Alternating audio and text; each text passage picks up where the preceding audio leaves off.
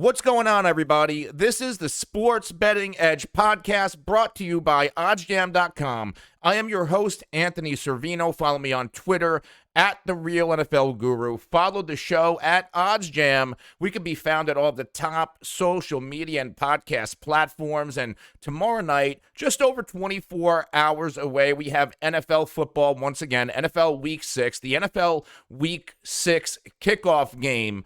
Thursday night football between the Tampa Bay Buccaneers. They're going to visit the Philadelphia Eagles at Lincoln Financial Field. It's a road game for Tampa Bay, but it is a game on paper. Tampa Bay should not only dominate, you should be looking at the money line odds and trying to find the best money line odds. And granted, they're not going to be great. You're going to have to lay a lot to win a little, but that's why you need to line shop over at OddsJam and make sure you're getting the best possible odds in your favor. I also like Tampa Bay giving 6.5. They should easily cover that spread on the road, and this game should really trend towards the over with these two teams. We know that both Tampa Bay and the Philadelphia Eagles, they both have the type of offenses that can put up a lot of points, especially Tampa Bay. They have their offense clicking on all cylinders. Usually an unstable backfield. It is Leonard Fournette's show back there. And of course, even with Rob Gronkowski ruled out, Tom Brady has a slew of pass-catching weapons. He's going to take deep shots in Antonio Brown. He's going to pick the secondary apart with Chris Godwin. And obviously, Mike Evans is going to do his thing as well. On the Eagles side, Jalen Hurts. He is the Philadelphia Eagles offense. Jalen Hurts runs all over the field. He throws it all over the field. And Philadelphia, they're really one-dimensional, and that single dimension is Jalen Hurts. However, while he will be able to keep up, there's going to be a point in this game where Tampa Bay ultimately blows it open. So what I'm going to do is I'm going to talk about some of my favorite positive expected value bets that you can find using the tools over at oddsjam.com right now. And I'm also going to talk about some of the bets that I have already placed and the ones that you should be looking out for, again, just over 24 hours before this Thursday night football game kicks off. Let's pull up the screen. So up here we have the, let me pull up the screen and also transition the screen so you can see what the hell I'm looking at. So here's what we have here. So the most profitable bet for tomorrow night as we stand right now, and these are real-time odds. Like, as soon as something changes, you can go to place this bet, and it will be off the board in the blink of an eye, so you got to be quick. This might not be here when you're watching this video, but this is just an example of the outstanding tools that you can find over at OddsJam. So Jalen Hurts, over-under completion total of 25.5. If you go and see what Jalen Hurts has done all season long, let's pull up Jalen Hurts. Let's pull up his game logs. And Jalen Hurts, all season long, he has completed north of 25 completions 2 times. Week 1 against Atlanta, 27-35, 264-3. Week 4 against Kansas City, 32 of 48, and for 387-2. Now, he hit 25 flat week 3 against Dallas, and then 12 completions in week 2 against San Francisco at home. Week 5, last week, 22 completions on the road. So this is an anticipated high-scoring game. Jalen Hurts is going to have to throw a lot. Unless somehow this Philadelphia Eagles defense, and they can play well at times, unless they can somehow keep this game close, we're going to anticipate Jalen Hurts throwing the football a lot, which is why I like the over on his completions. We'll get to that. I mean, on his attempts, which we will get to later. So what is the best bet here for this Jalen Hurts over-under total? We obviously know where the value is, and that is on the under, a 9.28% return. You can get that at plus 105 odds over at Fox Bet. Now, while I do believe Jalen's going to throw the ball a lot, that doesn't necessarily mean he's going to hit the over on the completions. Week 3 against Dallas, he threw it 39 times, only completed 25 of them. That would have hit this bet. So what do we think here? I obviously took this, and I took the under because not only is the expected value in my favor, but the odds are in my favor that he hits this going up against Tampa Bay. Now, Tampa Bay has the worst secondary in the league. They're so bad that a week or two ago, they signed Richard Sherman off the street. Albeit, these players, especially guys like Richard Sherman, when he knows he's eventually going to play, they keep themselves in shape, but they are not in football shape. They are not in game shape. And he was immediately starting for them. So we know that the Tampa Bay Buccaneers secondary, it's bad, it's decrepit, it's atrocious. You can throw on them, you can get the big play on them. However, the front seven for the Tampa Bay Buccaneers, it's menacing. They're going to get to you. So, and there's no Lane Johnson. He is out for personal reasons for tomorrow night's game. The longtime right tackle for the Philadelphia Eagles. So Jalen Hurts is going to have pressure in his face, and of course he's elusive. He can evade it, but if he's evading it, there's a good chance he's going to take off. So I'm going to take the under on Jalen Hurts' 25.5 completion total. I like the under there. Now, the passing total. Earlier in the day, I saw the over-under on Jalen Hurts' passing touchdown total. I saw it at under 1.5, and now it just popped up at over 1.5. So let's go back and let's do a little bit more research on Jalen Hurts. Now, Jalen Hurts this season has thrown for over 2 touchdowns 3 times. He's also had 2 games where he threw for 0 scores. In those 2 games in which he threw for 0 scores, consequently, he threw for his he completed the fewest passes in the year, which we were talking about over under the attempt of the completion total. I'm sorry. I like the under on the completion total, but I think I like the over on the touchdown total. If we look at the teams that were able to not allow Jalen Hurts to throw a touchdown pass, San Francisco, pretty good secondary, rated 15th against quarterbacks, and Carolina, pretty good secondary, rated 10th against quarterbacks. The teams that Jalen Hurts threw a ton and threw for a lot of scores, he hit the over on the attempts total those weeks. He threw for 3 against Atlanta in week 1, 2 against Kansas City in week 4, and then that week where he threw exactly 25 completions, which would have hit the under. He threw for 2 touchdowns against Dallas, and that was one of his worst showings in the league. So I like the under on the attempts, on the completions, excuse me, I keep messing this up, but I like the over on the touchdown passes. Why do I like the over on the touchdown passes? And it's all about this Tampa Bay secondary. There is not a single thing that I can say positive about this Tampa Bay defenses. Their defensive backfield right now, they're banged up. I believe Carlton Davis, Antoine Winfield Jr., he's not going to play with the concussion. That's big. What else is big? Where's Carlton Davis? Out indefinitely, injured his quad back on October 2nd. He's out indefinitely. So 2 of their best players, actually 3, Sean Murphy-Bunting, who had a really good end of the season last year, really good postseason run.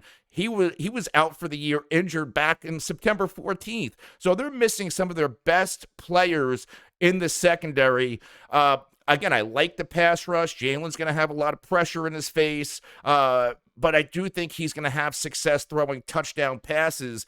And the touchdown passing over total for Jalen Hurts, minus 143 at Fox Bet. 8.76% return. So if you go to Fox Bet, you can go check. You can get the plus 105 on the completions under 25.5. You can get the over 1.5 touchdowns at minus 143 over at Fox Bet. Absolutely love both of those wagers on Jalen Hurts. Let's go to the next one. And this one I'm all over. Tom Brady, total passing touchdowns, 2.5. That's plus 105 at Fox Bet. And yes, this is a road game for the GOAT, Tom Brady. And I'm going to pull up Tom Brady's statistics this year right now. And I know for a fact he's had 3 games with over 4 touchdowns, I believe. Yeah, so he's had 3 games over 4 touchdowns, including 2 of those games with 5. His other 2 games, he actually went under on the touchdown total. And he threw 1 in week 3 against the Rams, 0 in week 4 in his return to Foxborough. So why do I like the over here? Because Tom on the road doesn't exactly play his best football in terms of touchdown passes. Number one, it's in Philadelphia, and Philadelphia is not the Rams. They're not the New England Patriots. Number one, the Rams employ Jalen Ramsey. At the time, Darius Williams was healthy, and now Darius Williams, the corner opposite of Jalen Ramsey, he's on IR, but at the time he was playing. They have Taylor Rapp at safety. Also, Sean McVay, outside of the damn Super Bowl, Sean McVay has Tom Brady's number in the regular season when it really doesn't matter that much. But hey, Sean McVay, take whatever wins you can get, whatever makes you sleep better at night, buddy. But, Tom owns you when it matters most. And then against New England on the road, the weather was atrocious, number one. Number two, and I said this all week on my show at the FF Face-Off, which is, more or less fantasy football and general NFL conversation, that if there's any coach in the NFL that can shut down and stifle Tom Brady, it is Bill Belichick. They know each other well, and that's what we kind of got. Of course, Tampa Bay won the game, but it wasn't one of Tom's best performances. It was very emotional. It was a high-emotion game. Like, this is the Eagles, right? Outside of that Super Bowl upset of Philadelphia, there's not a lot here. There's not a lot of emotion. In theory, this should be a game where Tom Brady goes on the road and has his best road performance of the year. Philadelphia, their secondary, I believe they're not great. Let's see what they are doing. Let's pull up Philadelphia's stats here against the quarterback individually. And I'm having a hard time finding this. Like, my eyes are not there. So Philadelphia, they have given up 10 touchdown passes to enemy quarterbacks in 5 games. So in 3 of those games, against Matt Ryan in week 1, where the Falcons didn't even show up to play, week 2 against Jimmy Garoppolo, we know that they're the Kyle Shanahan offense. They're very run-centric. Jimmy's not going to throw for a ton of touchdown passes. And then they dismantled Sam Darnold, who seems to rise up into good matchups and can get stifled by a team like Philadelphia. However, the 2 best quarterbacks and the 2 best offenses, and really the 2 best teams the Philadelphia Eagles have played this season, the Kansas City Chiefs in week 4, Patrick Mahomes. The Dallas Cowboys, week 3, Dak Prescott. Dak dropped 3 touchdown passes on Philly. Patrick Mahomes dropped 5. I'm going to err on the side of this trend of, Philadelphia will rise up against the inferior opponent, and they will be crushed by the superior opponent. And of course, this week, the superior opponent with one of, if not the best quarterback to play in the NFL of all time, Tom Brady, they should go and take care of business. And I believe Tom Brady hangs at least 3 touchdown passes on this Philadelphia Eagles secondary tomorrow night. Rob Gronkowski is sidelined, so that's not the greatest news. But what did Tom Tom without Gronk last week threw 5 touchdown passes against Miami. And I would say Miami is right around on par with Philadelphia in terms of the type of team they are, and everything else like that. If you're Philly, how do you contain, if you're anybody in the league, how do you contain the trio of Mike Evans, Antonio Brown, and Chris Godwin. Never mind Cameron Brate and Leonard Fournette, who's an excellent pass catcher out of the backfield, extremely underrated. Never mind Giovanni Bernard, who they brought in to take over that proverbial James White role as the premier pass catching running back in this offense. And we know Gio scored a touchdown through the air last week. So there's so many weapons. Tom Brady should pick apart this Philadelphia Eagles secondary and somehow find 3 touchdown passes to hit the over, which again, you will get plus 105 odds if you take the over at Fox Bet right now. And if you take a look at this calculator, you have a 52.12% win percentage, and the suggestion is to wager 6.52% of your bankroll. I went a little bit heavier on that because I'm all in on my guy Tom Brady. Let's go down the line here. Here's one, right? O.J. Howard. O.J. Howard, even without Gronk, is like a blip on the radar. Like I don't know if he did his business in Bruce Arians' Cheerios, but like O.J. Howard's an afterthought. This is a former first-round pick a few years ago in that tight end class in which Evan Ingram, David Njoku, and of course, what's his name? O.J. Howard all went in the first round. And he's just not involved in this offense.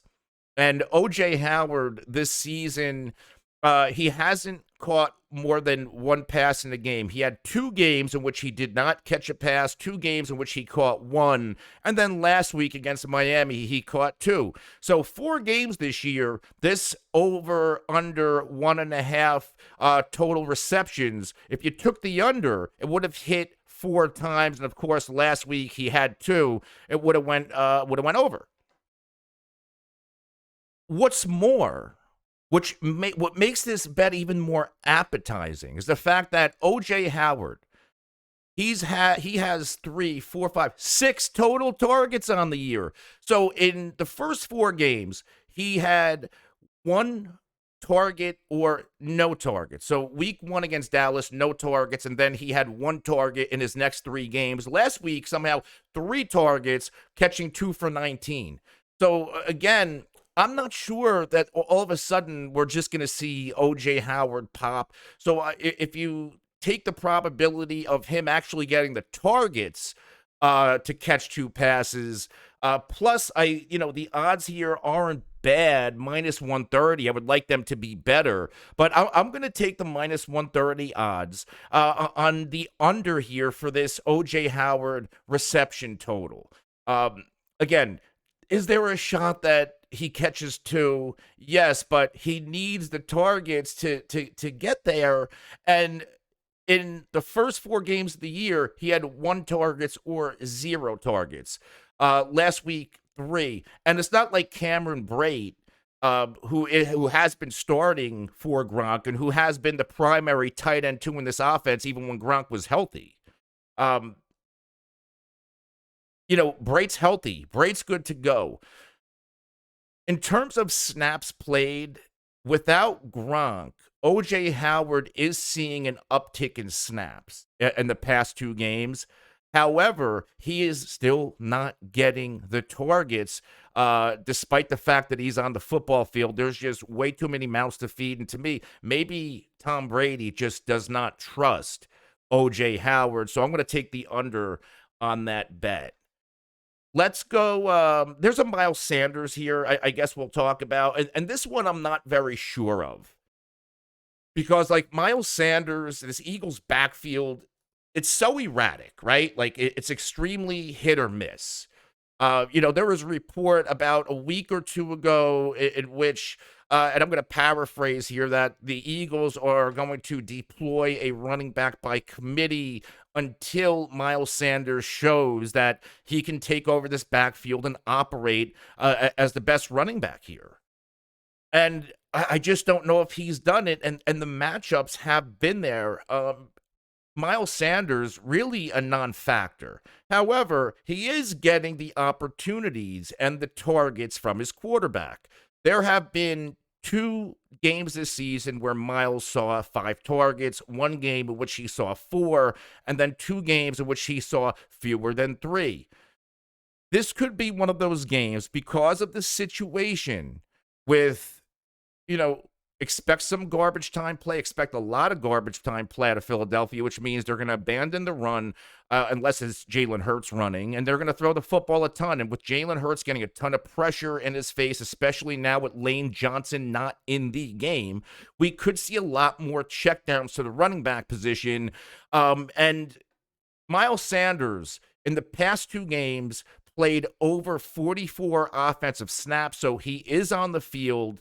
And his pass catching total, the over under 3.5 receptions, the value was on the over, 4.7% return, plus 155 odds right now over at Caesars. Now, how many games would he have hit the over on these receptions? He would need 4. There's only been 2 games this season in which Miles Sanders would have hit this over. Now, there have been 3 games in which he saw enough targets to get the receptions to hit it, but in the 2 out of the 3 games in which Miles Sanders saw 4+ targets, he hit. Consequently, in both of those games in which he saw 5 targets, he caught enough balls to hit this over. 4 receptions in week 1. Last week against Carolina, 5 receptions, only 6 yards. That scares the hell out of me because of how inefficient he was. But really, that whole Philadelphia Eagles offense was inefficient, not just Miles Sanders.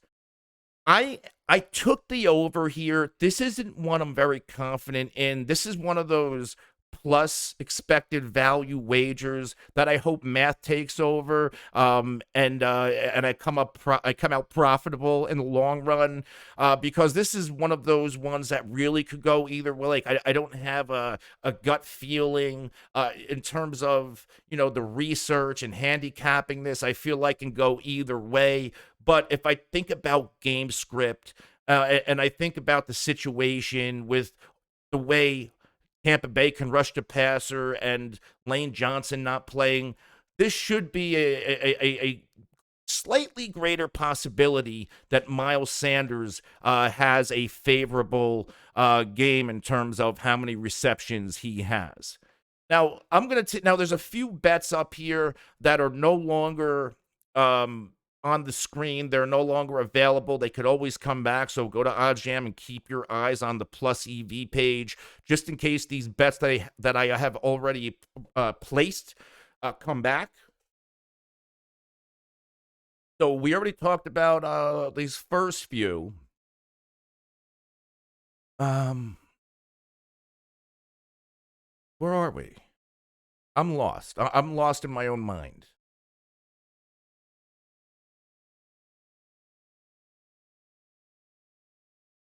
There was, maybe I didn't put it in the tracker yet, but there was one here that I really liked. It was a Quez Watkins bet.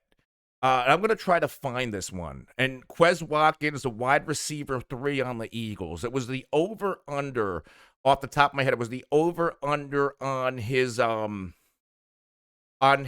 longest reception.